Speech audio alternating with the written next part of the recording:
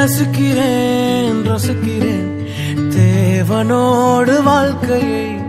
ரசிக்கிறேன் ரசிக்கிறேன் இயேசுவோடு நாட்களை ரசிக்கிறேன் ரசிக்கிறேன் தேவனோடு வாழ்க்கையை ரசிக்கிறேன் ரசிக்கிறேன் இயேசுவோடு நாட்களை என் மனதில் மனதாய் நிலைக்கும் என் தகப்பன் இயேசுவை ரசிக்கிறேன்